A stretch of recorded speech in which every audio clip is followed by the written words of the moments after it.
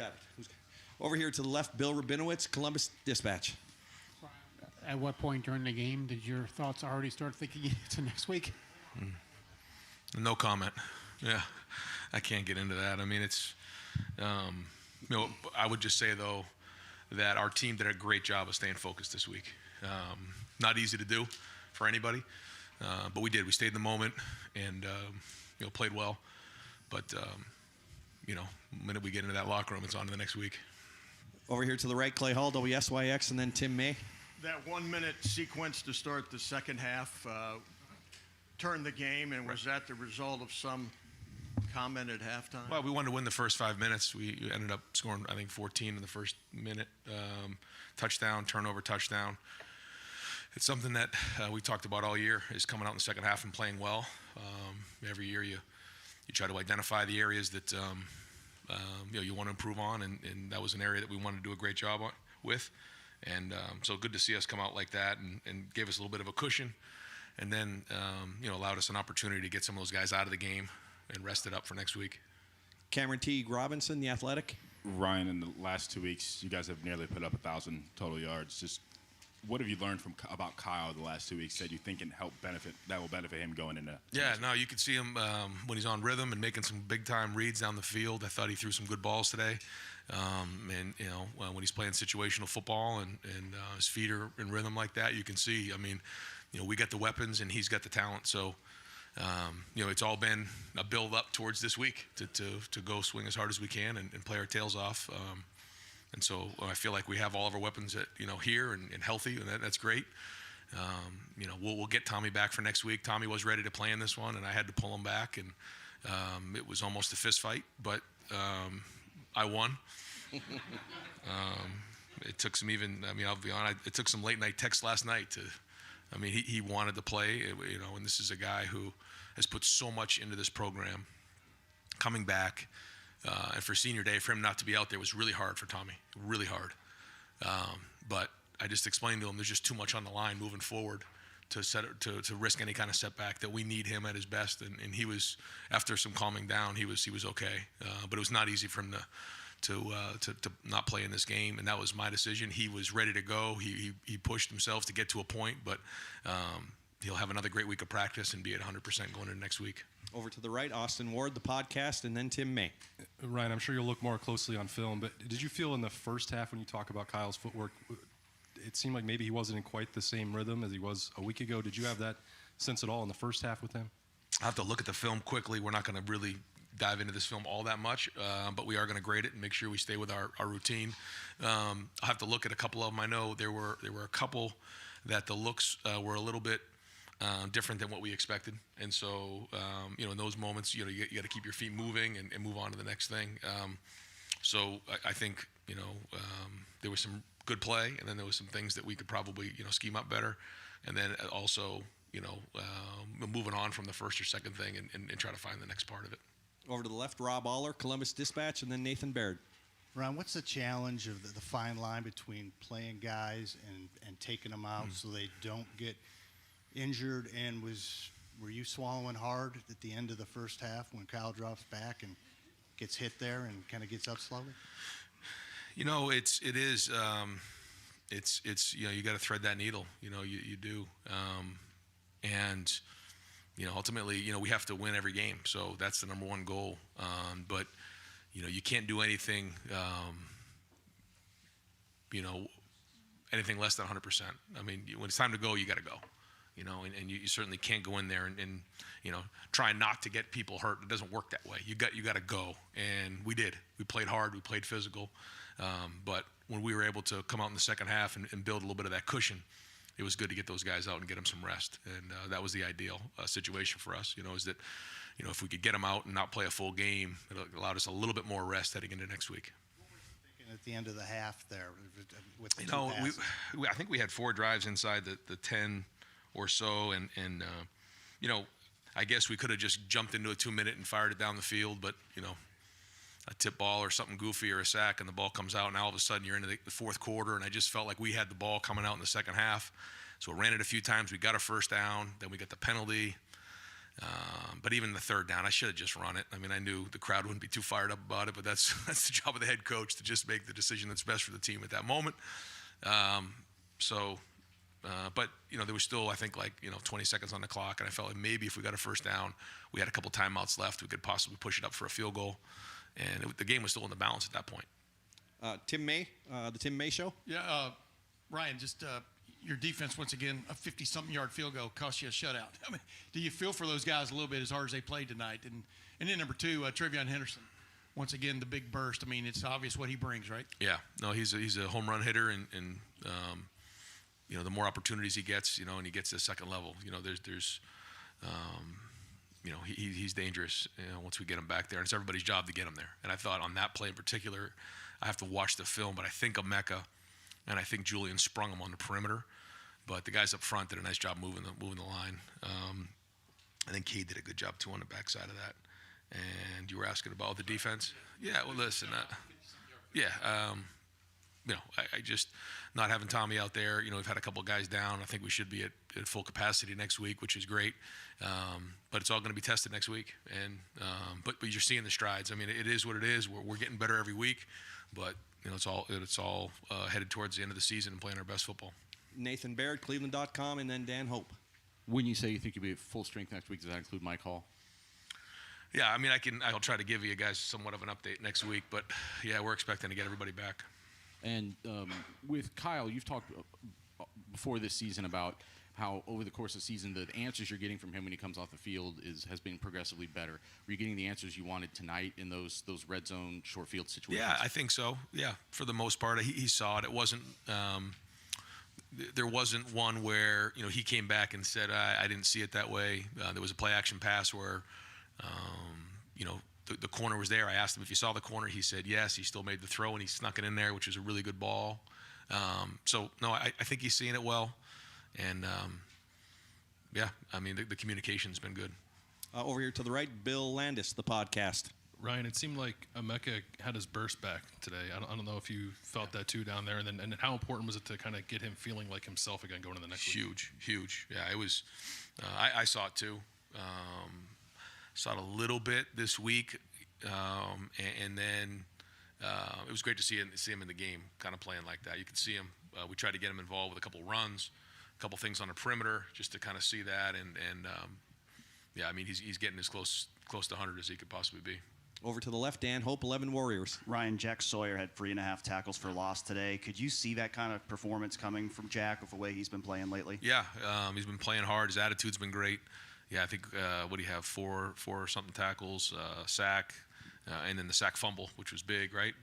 That was Jack, and then he had the 3.5 TFLs, which is excellent. So yeah, I think he's getting better every week. Good news is best football's ahead of him. But another guy who just keeps putting time in, man. He just keeps putting days together. He keeps preparing, keeps grinding. Just like a bunch of those guys on defense. And that all we're counting on to pay off here down the stretch. All right, we're going to take just a few more questions for Coach, but in the meantime, I've got Jack Sawyer here. I'm going to move him to the far back table to the left. So if everybody at the tables could clear off there, those are for the student athletes. Jack, if you don't mind going to the far left.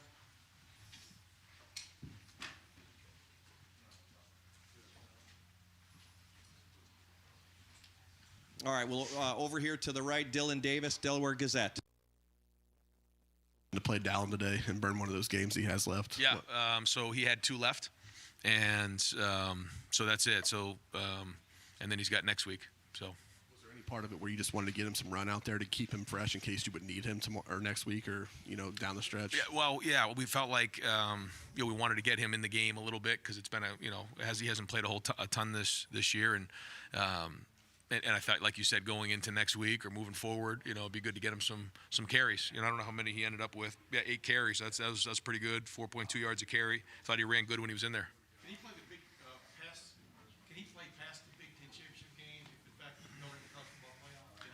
Yeah, the way that it's been done in the past is that you get 4 games and then you have postseason. Yeah.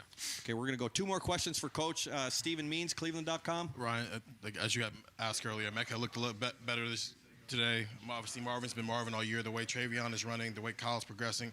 Is this offense 11 games into the season where you want it to be heading into next week? Yeah, I mean, yeah, we're here. we're here now. And is there always things we want to get better at? Absolutely. But I think you're seeing the identity that we're looking for. I think you're seeing the run, you're seeing the pass, you're seeing the explosiveness, and that's what we want. And so we're 11 games in, time to go play. Spencer Holbrook, Letterman Row. Ryan, you talk all the time about how everything falls back on the head coach, just at everything level of the program. Next week means everything to the program. Is it easier to stay focused on the days ahead when you have the guys that you just credited staying locked in on the days ahead and not trying to get ahead of themselves? How much easier does that make it for you to stay?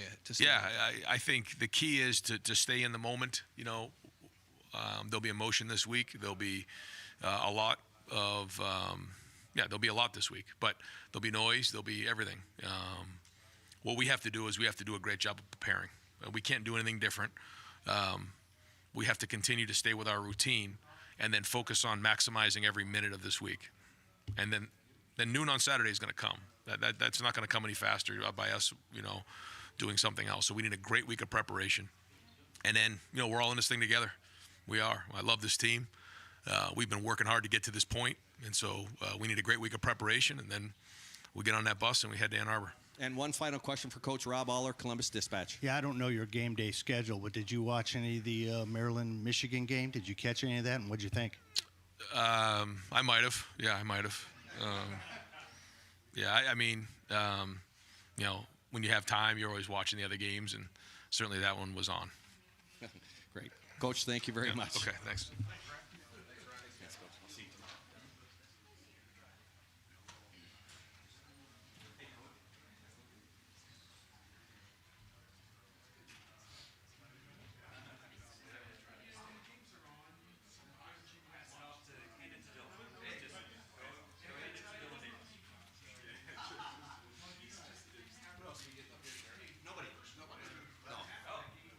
Just kidding, just.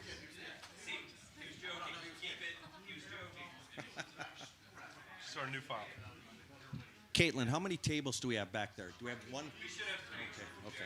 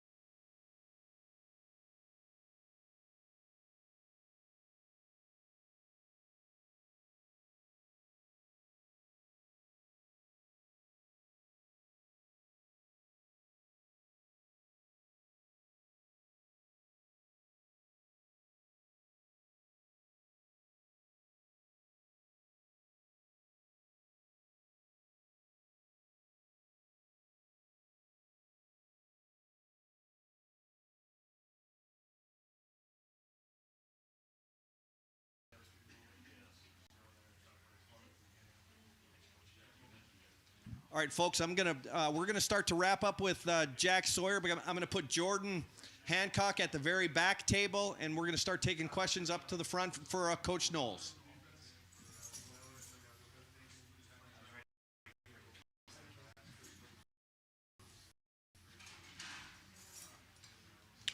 Okay, for Coach Knowles, to the left, Nathan Baird, Cleveland.com. Jim, just the job you guys did stopping the run from the beginning tonight, especially on first down, not letting Minnesota kind of get into what it wanted to do. How instructive or how important is that momentum in that capacity going into next week?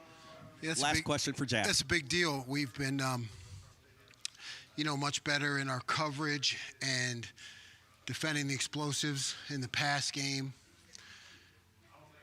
I felt like over the past few weeks we've given up a couple things in the running game. So, it was really important for us to, make a showing in the running game to keep getting better. Over here to the right, Dylan Davis, Delaware Gazette. Jack Sawyer was all over the place today. Was this as good as you've seen Jack play since you've been here at Ohio State? Yeah, Jack's been on a great streak. He's really embraced his role. He's consistent. He understands the scheme. He knows when he can take chances. He's been really effective in the running game, which I think sometimes goes unnoticed. But he's just a guy we count on, and he's a stalwart for the defense. Okay, and this last question in the back there for Jack Sawyer, please. Over here to the left, Dan Hope, 11 Warriors. Jim, you mentioned Jack being on a great streak. Is there something maybe different you've seen from Jack in recent weeks where he's taken his game to another level? No, Jack's always been a great team guy, but I see just a steely-eyed focus. He's a nice young man. Really is. But he's turned into a cold-blooded gentleman, which is what we like. Over to the right, Bill Rabinowitz, Columbus Dispatch. First of all, what do the opposing field goal kickers have against you guys? Kicking 53, 54-yard field goals. But seriously, you guys have waited, you personally especially, 52 weeks for a chance at this game again. How much anticipation is there? How much confidence is there? However you'd want to describe your feelings going into that game. We're gonna digest this one. Obviously, look for the things that we can get better at from this game. I think that's important. And it's a build. It's a build, and it's going to be a build starting tomorrow. And obviously, I'm sure the guys are going to be ready, and we've come to count on our defense, and it needs to remain that way. Joey Kaufman, Columbus Dispatch, and then Katie Kapusta. Week where Spill said they make a 50-yard field goal and your chances of a shutout are spoiled. Is that something that you guys cared about, having a shutout, having a 0 on the scoreboard, the fact that it's been elusive? A lot of other things that tell the story? Yeah, I think the game, tells the story. Obviously nice to get it if you can, but more importantly, we look at all the situations and, we break those down. So it is what it is. Over to the right, Cameron Teague Robinson, The Athletic. Jim, you never really got a chance to see Jordan healthy in this defense last year. How much of a difference does he make? Is he making right now because of how versatile he is? Yeah, Jordan's been just a huge plus for us, to have a cover skills corner who's also willing to mix it up in the run game. I mean, you've seen him. He's willing to get dirty. He attacks the run game. So it's really given us an added dimension. Over to the left, Katie Kapusta, Spectrum One. Jim, you talk about building up to next week. There's been so much buildup, especially on the defensive side from what happened last year. How do you think this defense compares in terms of being ready for this big game, especially considering these last couple performances? Yeah, I mean, it's all about confidence, defense. And playing defense at this level is a lot about confidence. So when you can show them things, that we've done well here this season, and how that matches up to what we're going to do. It certainly beats any talk. Experience is a great teacher, and we have it now. Where we can be counted on. Brendan Gulick, Buckeyes Now on Sports Illustrated. Jim, you guys make it pretty clear that you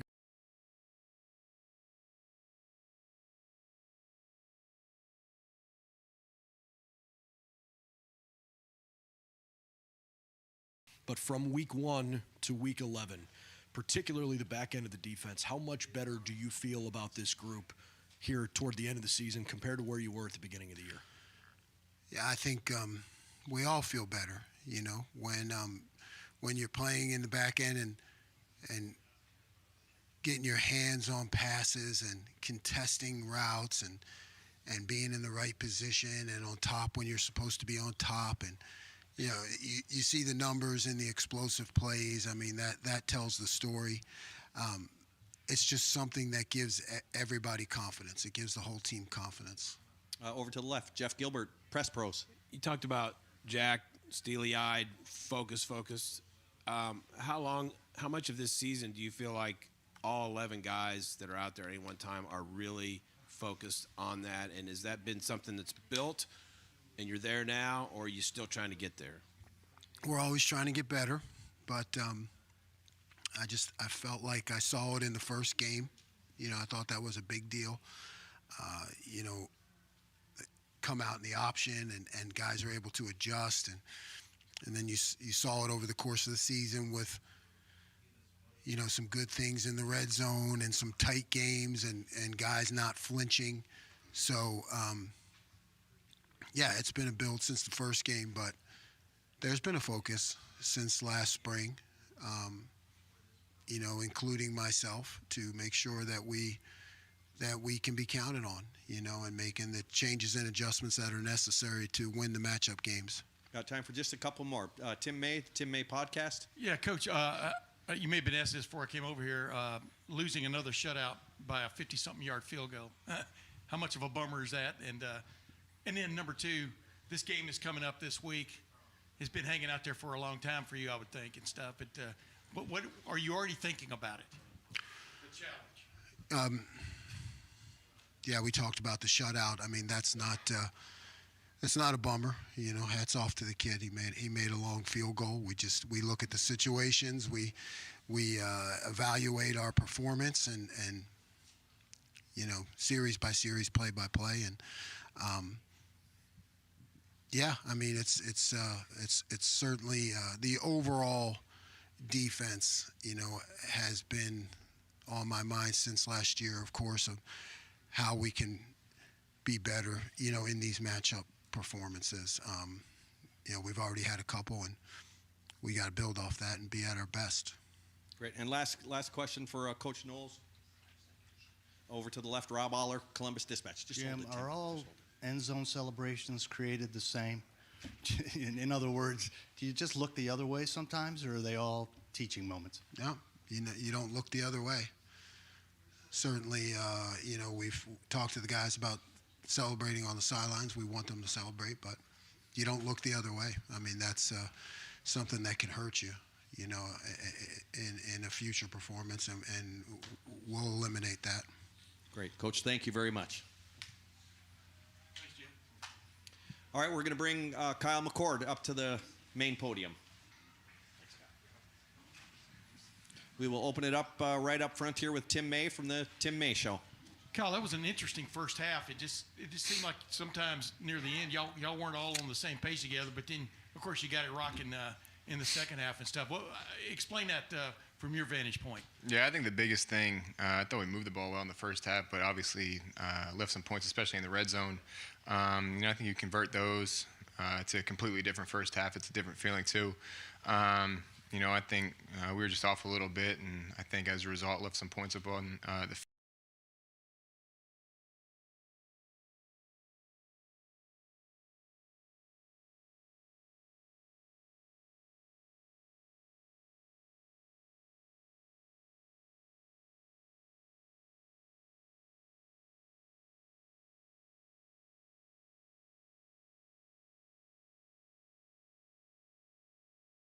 think, the other side of that was we weren't as sharp, like you said today, on certain plays. And like I said, I felt like a lot of the drives, we would move the ball, and we would just stall and, have to kick a field goal instead of scoring a touchdown.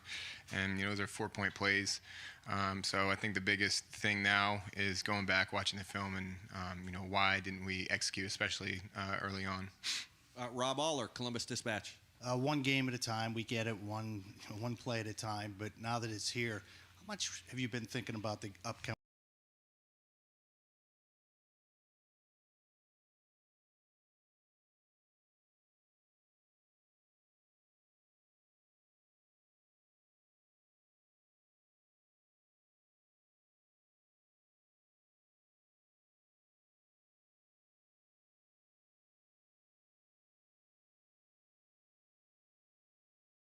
Without a doubt.